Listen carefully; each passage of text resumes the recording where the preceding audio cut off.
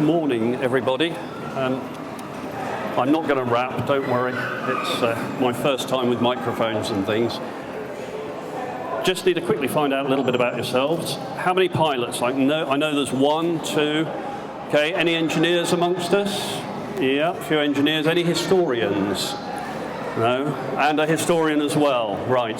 And people who know nothing about aeroplanes whatsoever? Possibly one or two. Okay, that makes two of us then. That's good. This will be just a very general talk about the DH51. I'm not going to go into technical detail. It's not a technical lecture.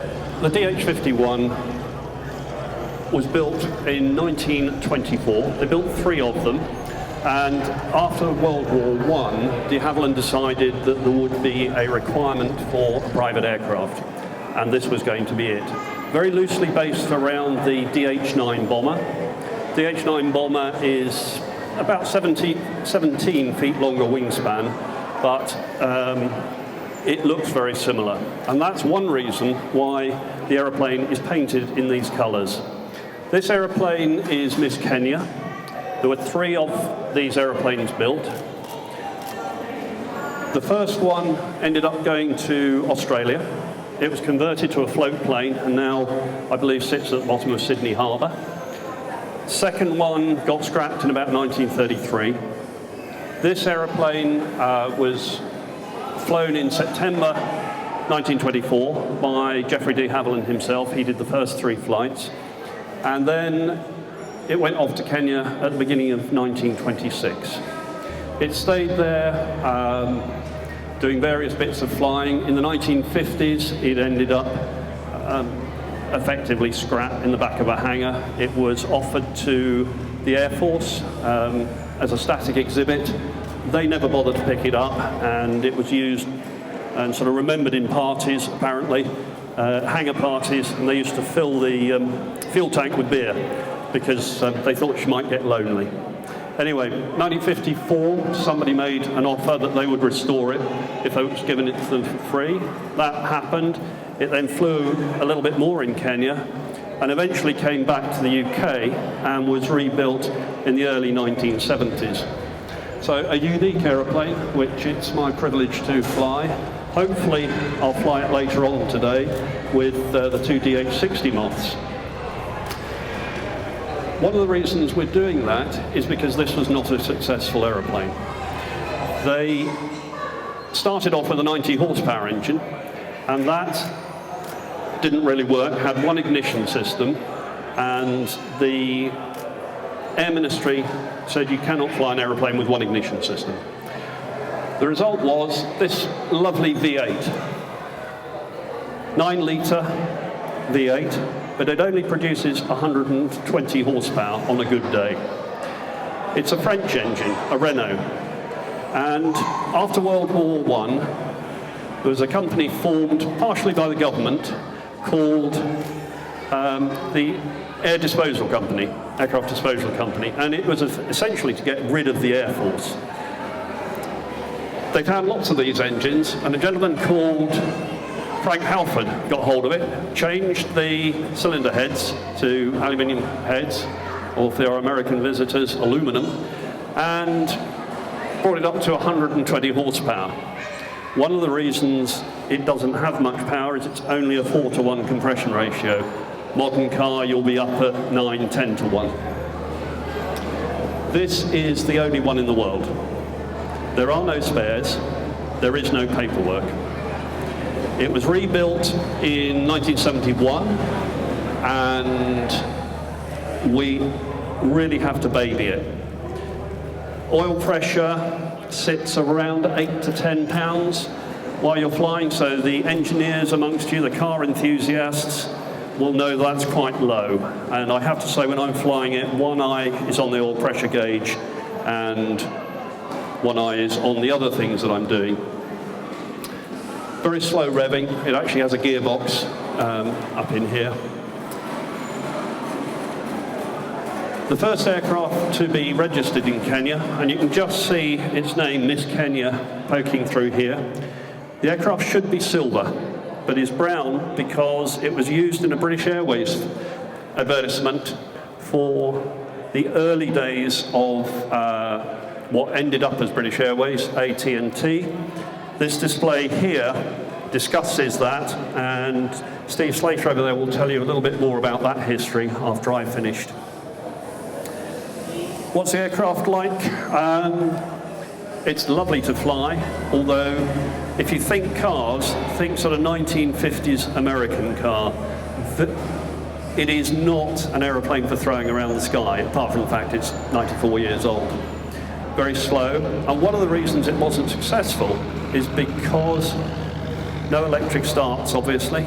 You needed somebody to come and help you start it. We used 2 engineers. For the technical amongst you, it has 3 magnetos, 2 for the ignition system and a starter magneto. And if you get the start sequence wrong, the engine can actually run backwards or fire before the person has let go of the prop, and that will probably take their arm off. So we really have to be very, very careful in starting this machine.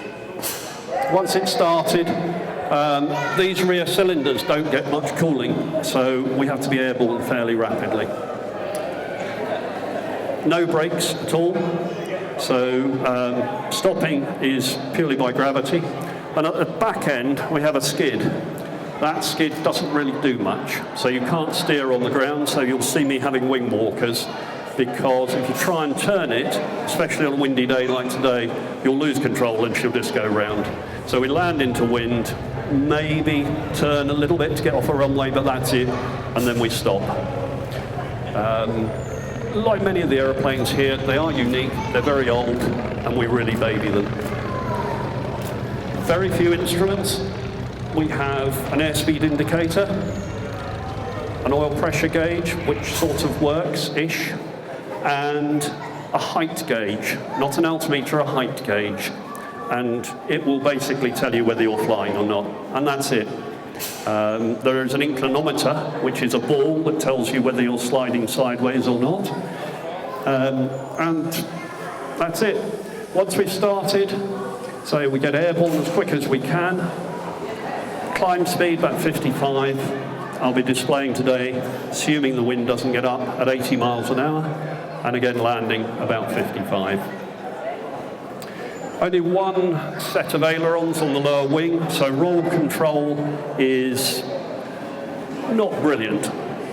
It does it, but it's not like a modern aeroplane. If you're into modern aeroplanes, something like an RV or an extra, you know, you get airborne, you think about what you want to do, and the aeroplane just goes round. This doesn't.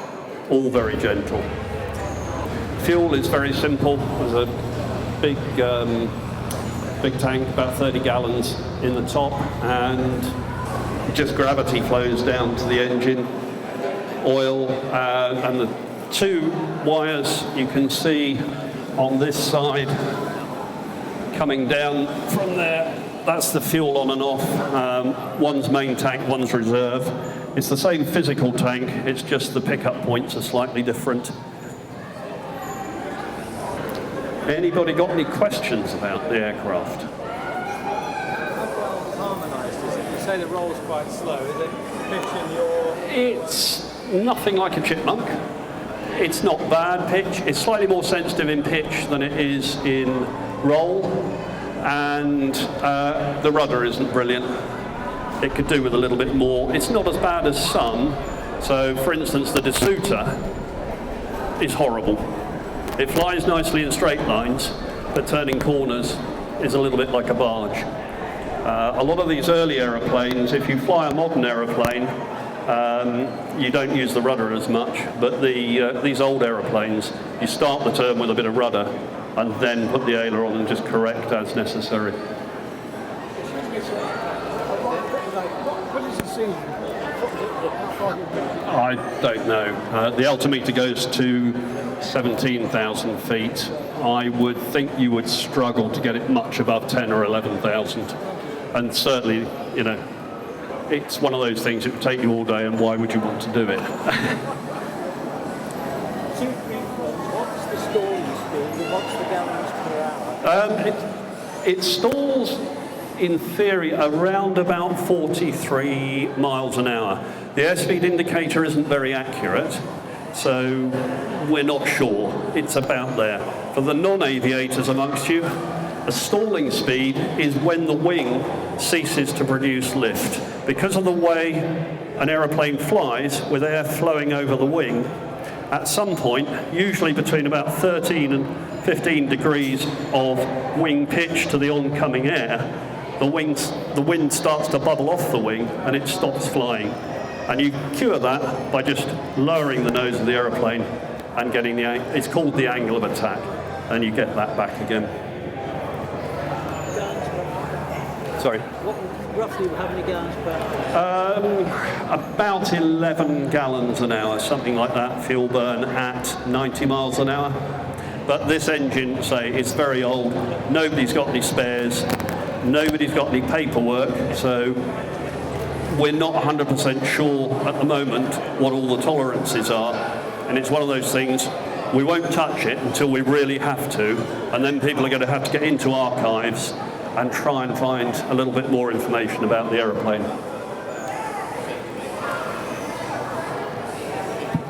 Steve, do you want to talk a little bit about history?